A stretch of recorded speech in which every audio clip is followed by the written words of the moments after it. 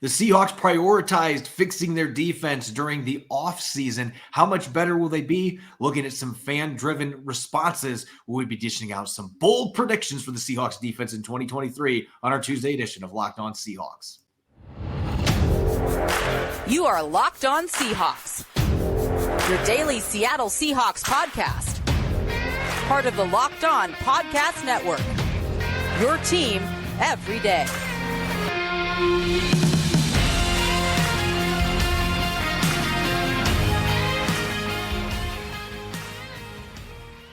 Greetings, 12. This is Corbin Smith, host of the Locked On Seahawks podcast, your daily Seahawks podcast, part of the Locked On Podcast Network, your team every day. Glad to be joined, as always, by my co-host in crime, Rob Rang, and a special thanks to all the 12s out there, whether you're listening up north in British Columbia or you're overseas listening from London. We greatly appreciate you making Locked On Seahawks your first listen 5 days a week. As we draw closer to training camp, we've got some bold defensive predictions coming from you, our valued listeners.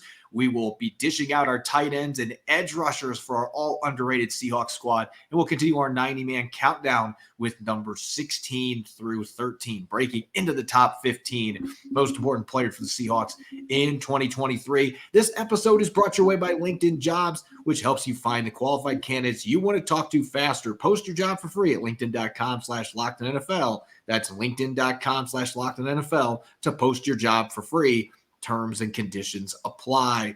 Now for your lead story here on our Tuesday edition of Locked On Seahawks. Last year, the Seahawks surprised most everyone by making the playoffs with a 9-8 record, but that was in spite of the fact that their defense was not very good for most of the year. They finished 30th defending the run. They were inconsistent rushing the passer, did have some fun production in the secondary. Tariq Woolen leading the league with 6 interceptions. Quandre Diggs had a strong finish. But overall, it was a pretty disappointing season on that side of the football. And the front office, Rob, made prioritizing that side of the football a big part of their free agency game plan. They signed Draymond Jones. They brought back Jaron Reed. Julian Love added to the mix. Bobby Wagner's coming back. They did a lot to upgrade on that side of the ball. They also drafted Devin Witherspoon with the 5th overall pick and a couple other intriguing defensive players in this draft class. So as we did yesterday, it's time for some bold predictions for how the Seahawks defense is going to perform. And rather than the two of us dishing out our predictions, we'll have time to do that when we get closer to training camp. But we are going to let our fans chime in, and then we'll have a chance to weigh in on some of these bold predictions. So, Rob, our first one here that is coming courtesy of MaxZG2CI on YouTube. The Seahawks will lead the league in both interceptions and forced fumbles in 2023. That might seem like that's a pretty bold take, Rob, but it certainly is possible. Last year, in fact, it happened. Yeah, exactly. The San Francisco 49ers actually led the NFL or tied for the lead in the NFL with interceptions. The Pittsburgh Steelers, they had 20 interceptions a year ago and also had 16 forced fumbles, which led the NFL. So it certainly can happen. And if Seattle wants to advance further in the playoffs, then of course their sights are going to be set on San Francisco anyways. So I like the bold prediction. I think that there is the possibility that Seattle actually can pull this off, just because, as we talked about, there has been so much of a transition on defense, so much new talent on the field. Obviously, Seattle has some ball hawks in the secondary. To me, what this really comes down to is Jamal Adams back on the field? Because if he is, then I think that you're going to see the pass rush numbers and forced fumble numbers jump up significantly, similar to the impact that a healthy Nick Bosa had on the 49ers a year ago. Our next bold prediction coming from Greg Beretta tweets, the Seahawks will break the NFL and team record for interceptions in a season. Now, that is beyond bold. That is maybe, I will just say this, Rob, breaking the NFL single season record for interceptions, that is not going to happen because you have to go back to 1961, and I believe it was in the upper 40s. That is not going to happen now. And the reason why I'm saying that, you look at the team records for interceptions. The Seahawks, it's actually 35 back in 1984, the heyday of Kenny Easley and company. That was a different era. Even though teams were throwing the ball a lot less, they also turned the ball over a lot more when they threw the ball, which is one of the reasons they didn't want to throw the ball. So It's a different era now. Teams are much better at taking care of the football. And like you said, the 49ers had for the team lead last year with 20 interceptions. You got to get into the mid 30s to be able to even be in contention to break your own team record, let alone the NFL record. So this one is certainly bold. It's beyond bold because this feels like a Joe DiMaggio hit streak type thing where I just don't see, with the way the NFL is now, I don't see any way that the NFL record or, quite frankly, the Seahawks team record, regardless of their talent in secondary, the Legion of Boom didn't even threaten that 35 interception mark. I find it hard to believe the Seahawks are going to be anywhere close to making that happen. Our next bold prediction from Golf Loco tweets, Jamal Adams breaks his own sacks record by a DB. Rob, if that happens, that would obviously be a major game changer for Seattle's defense. Yeah, we just talked about. I do think that there's a possibility that if Golf Loco's prediction is true, that Jamal Adams is back on the field healthy, then I think that for a full 17-game season, I think it's absolutely a possibility that he would break his own record, the team record, and of course that would be a league record for defensive back with sacks. I think that this is actually a bold prediction, but one that is very realistic, just assuming that Jamal Adams is able to return to the field healthy and Seattle employs them as we suspect that they will. Our next one coming from Craig Cheers 3219 on YouTube. Boye Mafe leads the team with 10.5 sacks in a breakout year. Now, this would certainly be a bold take because Boye Mafe only had 3 sacks last year in his rookie season, and he only had 10 pressures. He had a pressure rate of 6% last year. That is pretty low for a pass rusher. But as I talked about in an earlier episode last week, Boye Mafe didn't get a lot of opportunities. 8 games last year with 10 or fewer pass rushing chances. So he wasn't able to get into a rhythm. I could see him going out and getting 5, 6, maybe 7 sacks, especially if he wins the starting job coming out of training camp and he gets more snaps. That he absolutely has the talent to be able to rack up sacks in the NFL, but it still feels like he's probably a year away from being able to do this. But it's kind of like the Colby Parkinson 12 touchdowns one yesterday. Yes. I don't think it could happen, and yet at the same time, we have seen crazier things happen in the NFL in a single season, and Boye Mafe certainly has a ton of talent as a pass rusher that is yet to be completely unfolded for the Seahawks. Next one here for Rob from Melting Pot TW tweets, they will be top 5 in run defense after Brian Monet comes back from his knee injury. You know, this is one that I struggle with. I think that it certainly is a bold take, considering, as you said in the lead up to the show, Corbin, Seattle finished 30th in run defense a year ago, and of course, a big part of that season, Brian Monet was on the field, as was Al Woods, as was Shelby Harris, Quentin Jefferson, et cetera, et cetera. Seattle had a pretty formidable defensive line a year ago that is now elsewhere, and so to assume that Seattle is going to be able to make that type of a leap in terms of run defense with a bunch of players that are just kind of getting reacclimated to this system, in the case of, say, a Bobby Wagner or a Jaron Reed, or completely new to the system, then I think it's going to take some time. And again, I think that Brian Monet is a really good player. I don't think that he makes that type of impact. I think that Al Woods, frankly, is a better player, and I don't think that Al Woods would make that type of an impact. I have a hard time believing that this one's going to come to fruition, but if it does, then I think that again, it's going to be a sign that Seattle is very much a legitimate Super Bowl contender, not just a playoff contender.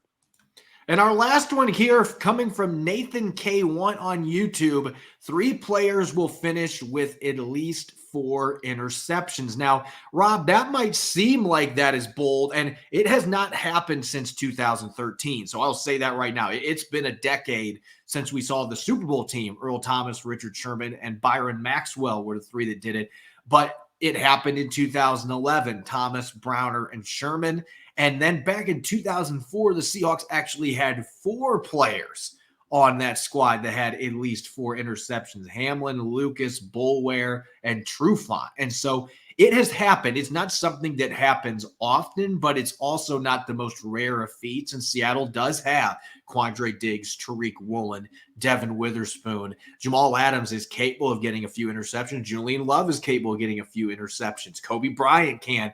With the players they have in the secondary on this football team, as we talked about last week, the upside, the potential of this group, You got a bunch of guys with ball hawking capabilities. So is it possible? Absolutely. In fact, I actually love this bold prediction, and I would say that it's going to happen this season. So I'm feeling pretty confident with this group, with the turnover capabilities, the talent that they have in that secondary, and I think a better pass rush that's going to coax some rush throws to lead to those turnovers. So we'll see what happens, but that's a bold prediction that I could see definitely happening for the Seahawks in 2023. Coming up next, we're going to continue our all underrated squad. We're going to go to tight end and the edge rushers, two fun position groups as we continue to assemble our underrated squads. You're listening to the Tuesday edition of Locked On Seahawks, which is brought your way by Bird Dogs. Putting it simply, Bird Dogs make you look and feel good. You won't want to take them off. Bird Dogs stretch khaki shorts are designed to fit slimmer through the thigh and leg, giving you a truly sculpted look. Bird Dogs shorts do the exact same thing as Lululemon, but fit way better. Unlike regular shorts, Bird Dogs aren't made of a stiff, restricting cotton, keeping you comfortable year-round. So take my word for it, whether I'm heading on a tough road game to cover the Seahawks or chilling in my house preparing for a podcast, I'm always sporting Bird Dog shorts and joggers because they're extremely comfortable. They don't restrict movement while keeping the slim look, and the sweat-wicking fabric keeps me cool and dry all day long. No matter the elements, I can't recommend Bird Dogs enough. You'll want to wear them all day, every day. Go to birddogs.com/LockedOnNFL for a free Yeti-style tumbler with your order. That's birddogs.com/LockedOnNFL for a free Yeti-style tumbler. You won't want to take your Bird Dogs off. We promise you. You're listening to the Tuesday edition of Locked On Seahawks. It's your host, Corbin Smith. Glad to be joined, as always, by my co-host in crime, Rob Rang, and a special thanks, as always, to all the 12s out there for making Locked On Seahawks your first listen 5 days a week. Every day, we're going to continue our training camp preview tomorrow, looking at the depth chart and essential questions for Seattle's talented yet untapped potential group at the edge position. You won't want to miss it. Hope you'll be joining in. Let's get to our all underrated squad, Rob. To this point, we've done quarterbacks, running backs, receivers on offense, and on defense, we've done cornerbacks, safeties, and linebackers. Today, we've got tight ends, a very important position that maybe doesn't get talked about enough, especially in Seahawks history. Not a lot of guys with gaudy receiving numbers, but certainly there have been some good tight ends on the Seahawks over the years. And then on defense, we've got the edge rushers. There's guys that have the flashy sack production, and there's your players that maybe didn't, but were invaluable assets up front. Let's start an offense with the tight ends, Rob. And as I mentioned, Sure. This is not a group in Seahawks history that is full of stars. In fact, there's maybe one or two big names, and otherwise you got a lot of blue-collar players, but you got to have those kind of players to win football games. The Seahawks have certainly had a number of guys that were underrated during their franchise history at the tight end position. Oh, a lot of good football players at tight end. Just as you said, not a lot of production at tight end. If you look at in the 45 roughly year history of this franchise, there's only been one tight end for the Seahawks that's gone to the Pro Bowl, Jimmy Graham, and he's done it twice. And if you look at the numbers in comparison to Jimmy Graham and his career numbers, as well as in Seattle, to every other tight end in this franchise's history, it's just very clearly Jimmy Graham and everybody else, whether it be in receiving yards, whether it be in receiving touchdowns. So all those Seahawks fans out there, Corbin, who just, love to talk smack about Jimmy Graham. I get it. He is not the player that a lot of people thought that he would be. But at the same time, again, the only Pro Bowler in Seahawks history at the tight end position is Jimmy Graham. There's only been one tight end in Seahawks history that got to double-digit touchdowns. We had that bold prediction in yesterday's show about Kobe Parkinson possibly getting to 12. Well, Jimmy Graham got to 10. And that's the highest that we've ever seen a Seahawk tight end. And so to me, that's one of the things that we kind of preface this conversation with, because the names that we're going to mention, I mean, there's a lot of good tight ends out there in history. I grew up watching Mike Tice, of course, who famously became an NFL head coach, Minnesota Vikings, years later. But that was kind of the type of tight end that I grew up watching, guys that were more of a blocker, sometimes a short area target, but certainly we're going to be taking off down the seam and scoring 60-yard touchdown kind of things, the way that Jimmy Graham did, all those years with the New Orleans Saints. So the tight end I'm actually going to feature here is a player that doesn't have probably as much notoriety as, say, maybe a John Carlson or, a Will Dissly or some of the other tight ends that have been successful for Seattle in recent years. But if you look at the career receiving yards in Seahawks franchise history, number 2 on that list is Atula Mili. And what's fascinating about that is the fact that Atuilumili didn't start very many games in his entire career. And he played his 8 seasons in the NFL, all with the Seahawks. In his entire career, Corbin, he started 42 career games out of 114.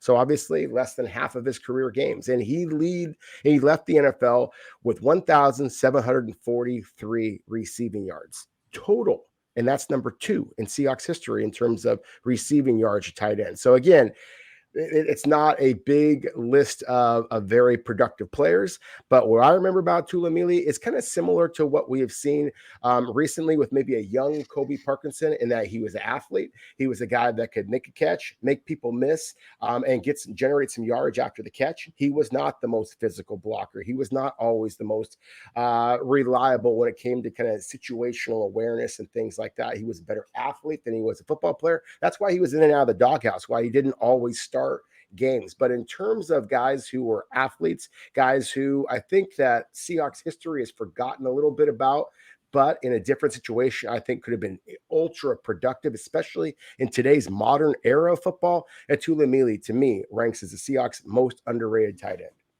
Yeah, if he could have stayed healthy too. Injuries were certainly an issue for him during his time in the NFL, but he had a few really good seasons, and that's all you need to stand out among the tight ends for the Seahawks, at least in receiving numbers, because they just haven't had very many guys that have put up big numbers.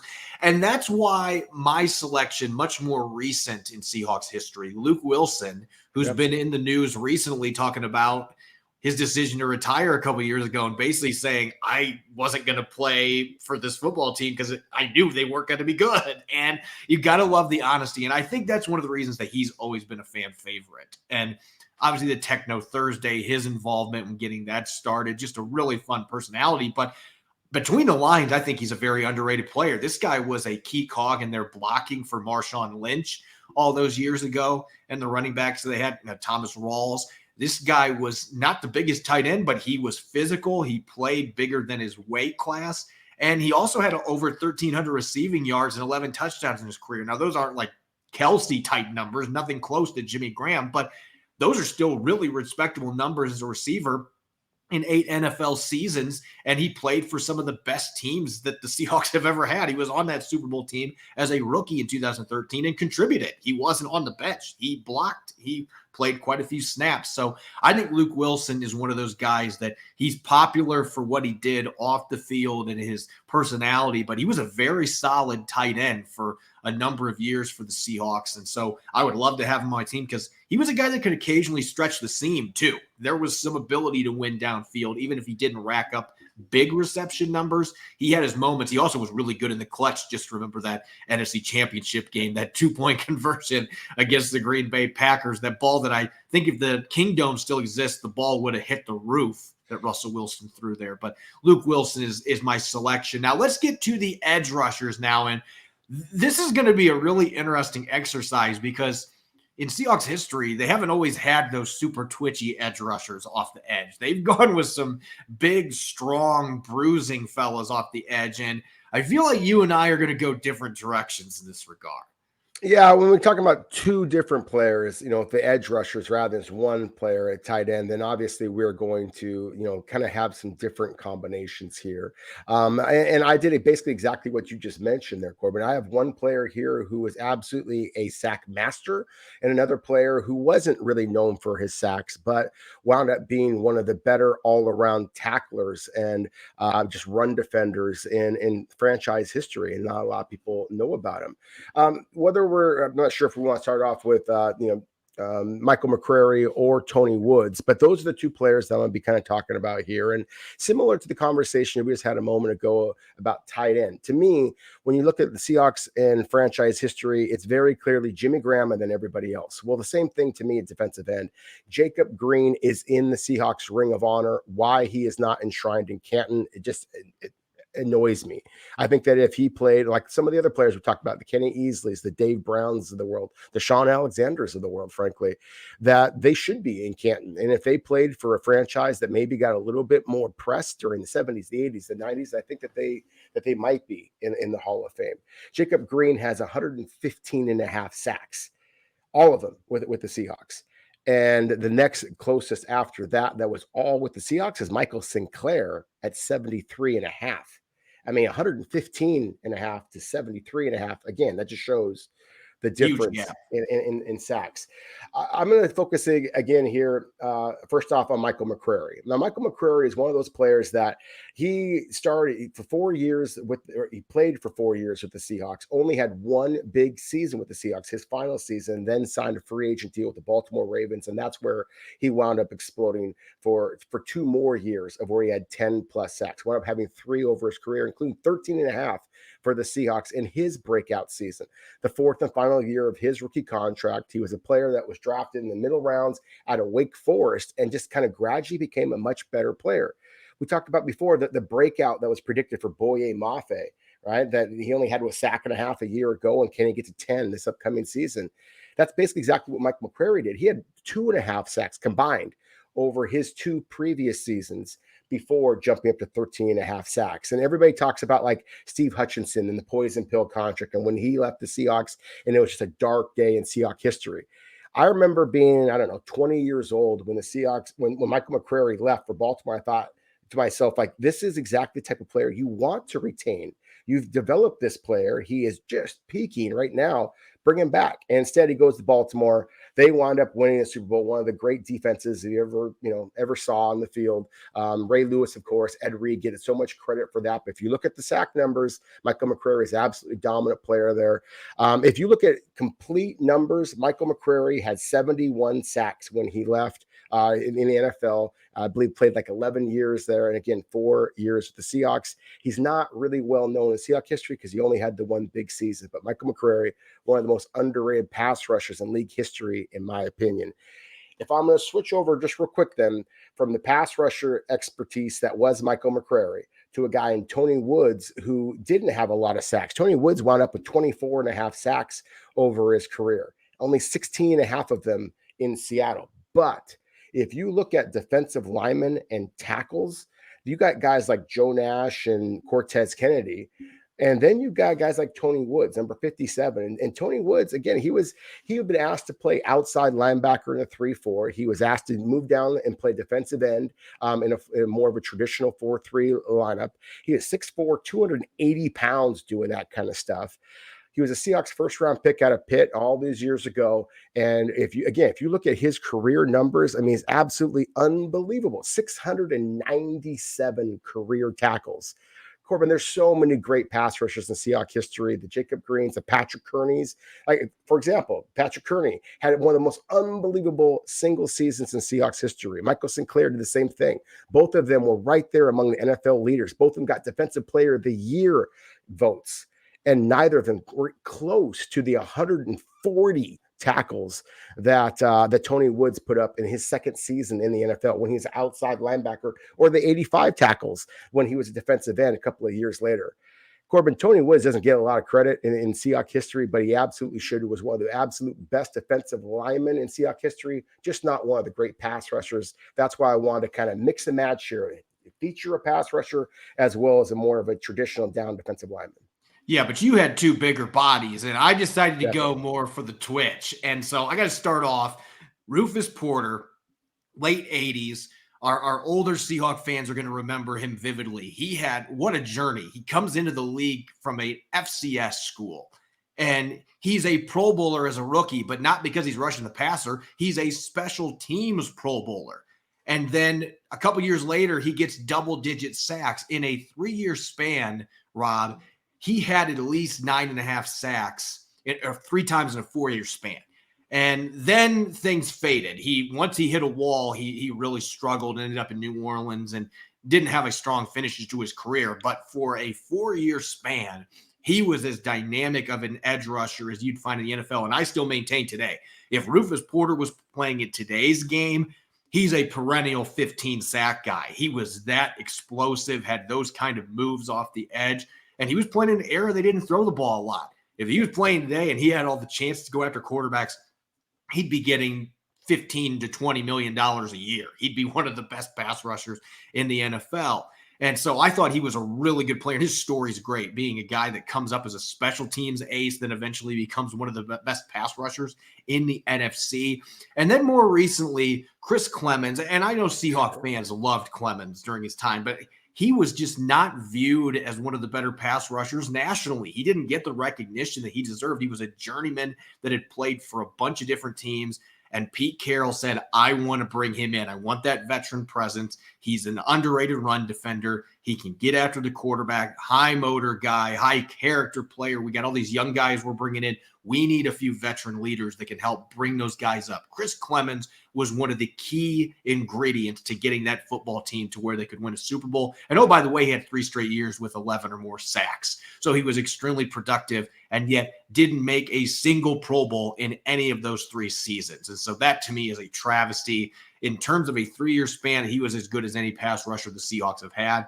And the impact that he had off the field mentoring these players cannot be understated. So I would be fired up to have Rufus Porter and Chris Clemens as my 2 edge rushers coming off the edge. And Clemens was an underrated run defender, so I'm feeling confident in his ability to do that as well for my all-underrated squad. When we come back, we're going to continue our 90-man countdown. We've got numbers 16 through 13. We'll get to those here in a moment here on our Tuesday edition of Locked On Seahawks. This episode is brought your way by LinkedIn. These days, every new potential hire can feel like a high-stakes wager for your small business. You want to be 100% certain you have access to the best qualified candidates available. That's why you have to check out LinkedIn Jobs. LinkedIn Jobs helps you find the right people for your team faster and for free. When I was a site manager, LinkedIn Jobs was my go-to to post writing positions to land top candidates, and they made the process easy and seamless. All you have to do is create your job post and then add your job in the purple hashtag hiring frame to your LinkedIn profile to spread the word you're hiring. Simple tools like screening questions make it easy to focus on candidates with the right skills and experience so you can quickly prioritize who you'd like to interview and hire. It's why small businesses rate LinkedIn Jobs #1 in delivering quality hires versus leading competitors. LinkedIn Jobs helps you find quality candidates you want to talk to faster. Post your job for free at linkedin.com/LockedOnNFL. That's linkedin.com/LockedOnNFL to post your job for free. Terms and conditions apply. You're listening to the Tuesday edition of Locked On Seahawks. I'm your host, Corbin Smith. Glad to be joined by my co-host in crime, Rob Rang. And a special thanks to all the 12s, as always, for making Locked On Seahawks your first listen 5 days a week. For everydayers out there, we're going to be talking edge rushers on tomorrow's show with the essential question, depth charts, wild cards, you name it. Going to be a really fun episode. You won't want to miss it. Let's get to our 90-man countdown, Robin. We are going to start this latest segment at number 16. He has yet to play a snap in the NFL, but the Seahawks have incredibly high hopes for their number 5 overall pick. Devin Witherspoon expected to start opposite of Tariq Woolen in what they hope is going to emerge as one of the best young cornerback groups in the entire NFL. Yeah, they certainly are hoping so. And everything that I've seen, Corbin, on tape, everybody I've talked to in terms of college scouts, in terms of, NFL scouts, college coaches, everybody just raves about Devin Witherspoon. And we've been talking about this so many times, but, you just watch this young man and he just plays a different, more instinctive and physical brand of football than just about any corner I've seen coming out of college. And that's so unusual for a guy who didn't grow up playing. As we've talked about, Devin Witherspoon grew up playing basketball, and that's what he focused so much of his attention on early on in his life. And that's why he basically fell through the recruiting cracks and wound up at Illinois. Lovie Smith, as a former NFL head coach, recognized what a talent he was, and immediately he gets himself onto the football field. And so I think I mentioned all those things because it's not just a good player. It's not just a good athlete or a size speed package or whatever that you want to match up against somebody like a Tariq Woolen. Because quarterbacks have done their homework over the offseason. They're going to pick on Tariq Woolen, but they also are going to see that Tariq Woolen's a pretty talented guy. Let's focus in on the other direction. And so if you are going to have a cornerback opposite a dynamic playmaker like a Tariq Woolen, that's got to be a mentally strong player. And that's what, to me, makes it so fascinating. I think that Devin Witherspoon is exactly the type of player. I think that this could be the cornerback duo that is going to kind of bring back those memories of the Legion of Boom or all of those great defensive backs that the Seahawks have had such great fortune of having over all of these years. But until we actually see it, then I think that we do have to list Devin Witherspoon way up here, like a number 16, where the top 10 importance to the Seahawks franchise that I think that he is going to prove himself to be as a rookie.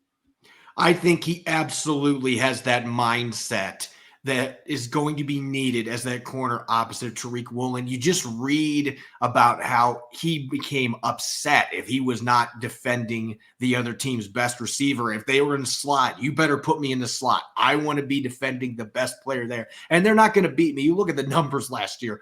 A completion rate against him under 36%, a passer rating under 25. Like, those are numbers that I had to do triple takes on. Like, there's no way. That's got to be a typo in today's college football. But no, that's the type of corner that we're talking about. And there are so many things that jump out with Devin Witherspoon. The physicality was the first thing I noticed on film. But then the more that I watched, really what I'm most excited about, and you don't necessarily see it with the interception numbers, but his ball skills are exquisite. I know that he doesn't have the interception numbers, but some of it is just because teams just decided, you know what? We are going to throw to the other side. We are not touching Witherspoon Island over here. We're just not going to test him. And he led the country in pass breakups. He had 14 of them last year. So it's not like he wasn't getting his hands on the football.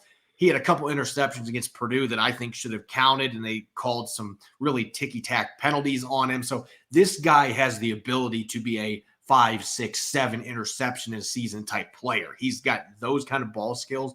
You go with the physicality, the instincts. He's just naturally an instinctive player. Hasn't played a ton of football, but you can't tell with the way that he plays the game. He just has that it factor. So there's a lot to be excited about. But as you said, we got to see how it translates to an NFL field before we can anoint him as a top 10 player. Next on our list at number 15, I talked about it on our show yesterday. I think Damian Lewis is an incredibly important piece for the Seattle Seahawks now and in the future because he is the elder statesman, mid-20s. He's not an old guy by any means, but now going into his 4th season. And Rob, I think he had a very underrated season a year ago.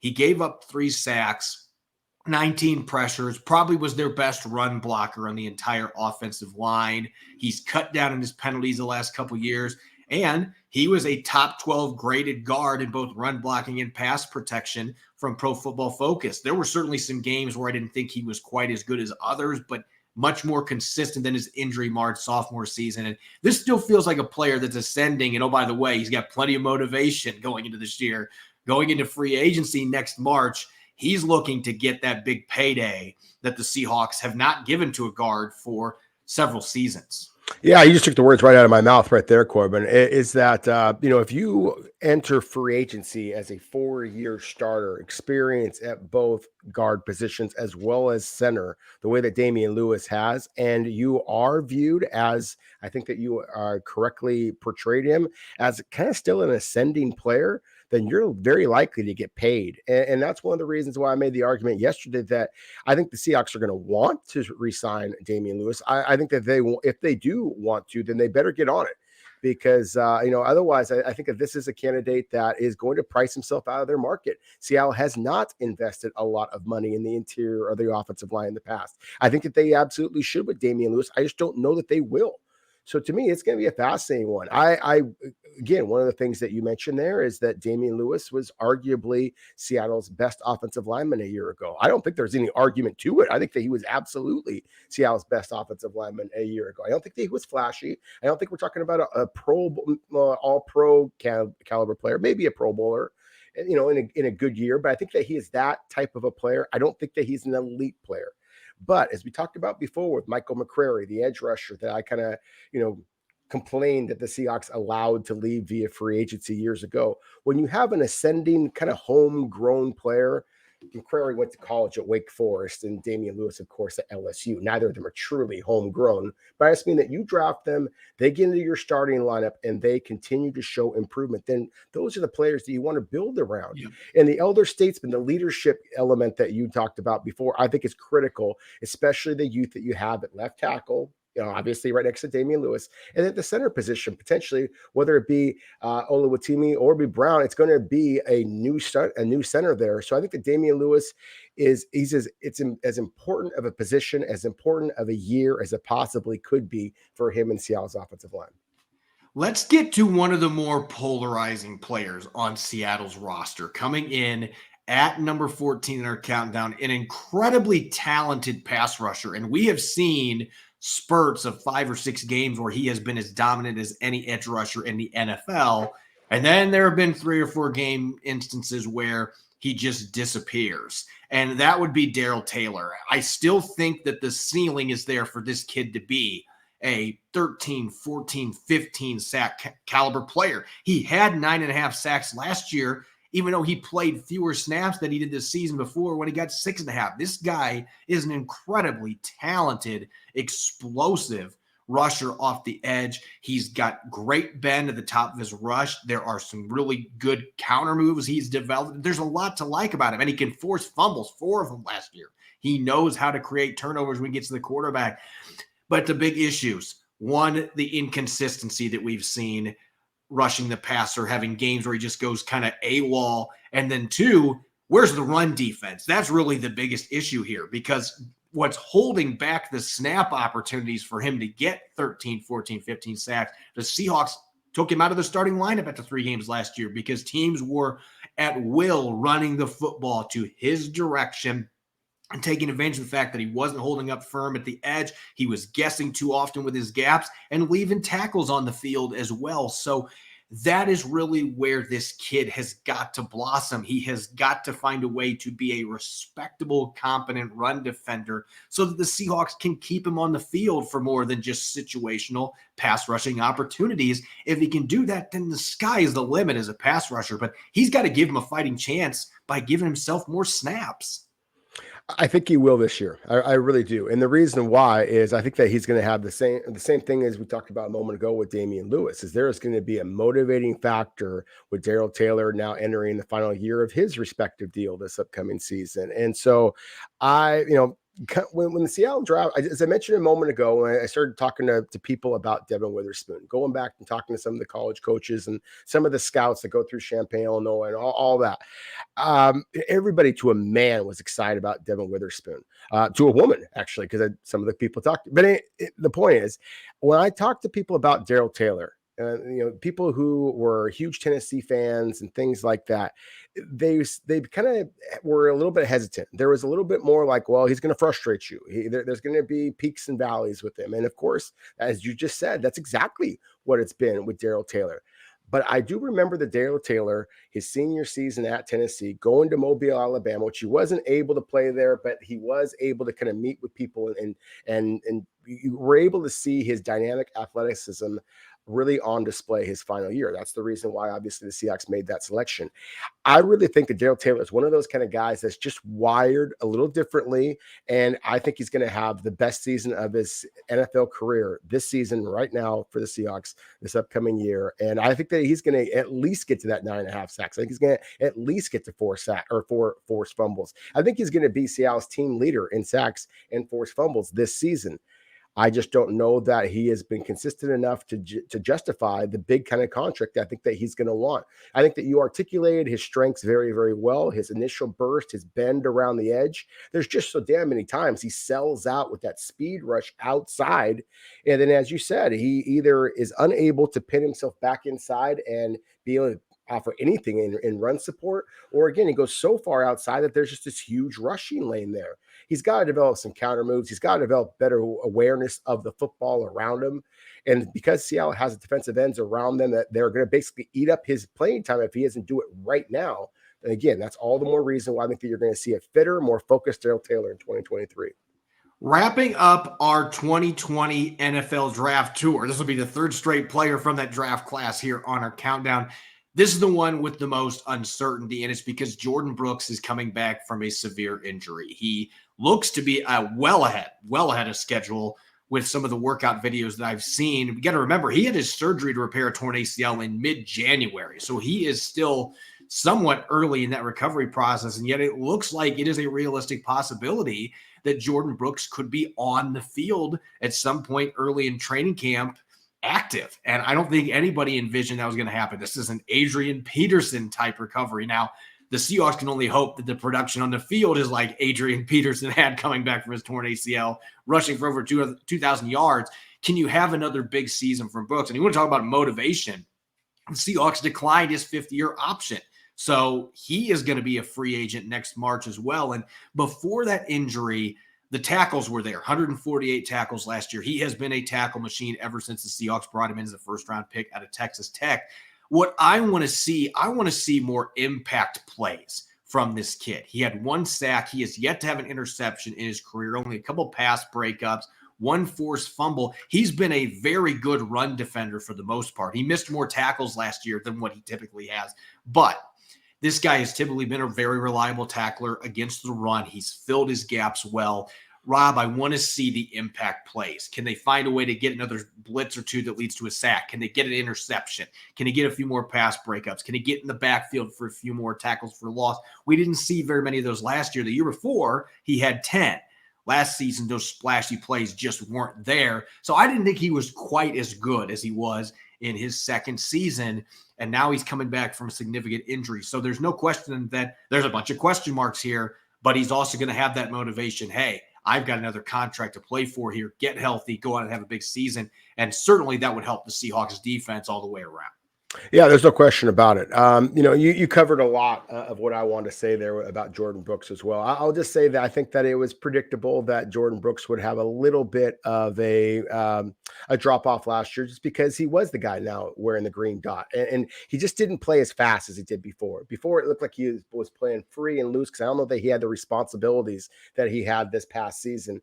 So I would agree that that he just needs to have more impact plays to justify Seattle. If they were going to give him that 5th year of that contract, or if they're going to try to bring him back. I worry that he's going to be so anxious to try to earn that big contract that he's going to come back too soon and may wind up ruining this season. So I hope, my fingers are crossed, obviously, that he's healthy and is able to kind of compete in training camp. My biggest thing is I want him to be ready to go in the regular season. And so to me, if we don't see Jordan Brooks on the field until mid-season, but when he actually is there, he looks like the real Jordan Brooks, not a hobbled version of him, then I think the Seahawks fans and the Seahawks franchise are going to be a lot happier in the long run.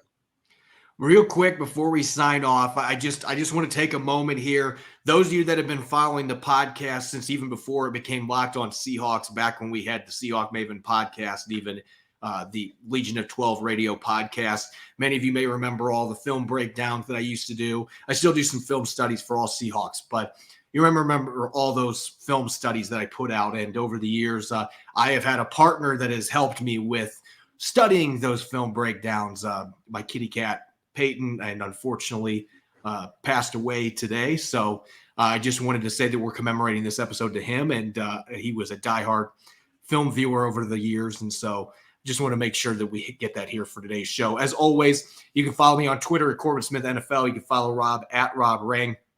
Subscribe and follow Locked On Seahawks on YouTube and wherever you listen to your podcast to make sure you don't miss a single episode. Coming up tomorrow, we'll be getting back to our training camp preview, looking at Seattle's edge rushing group, the essential questions, wild cards, and much more. You won't want to miss it. And thanks for listening in. Enjoy the rest of your Tuesday. Go Hawks.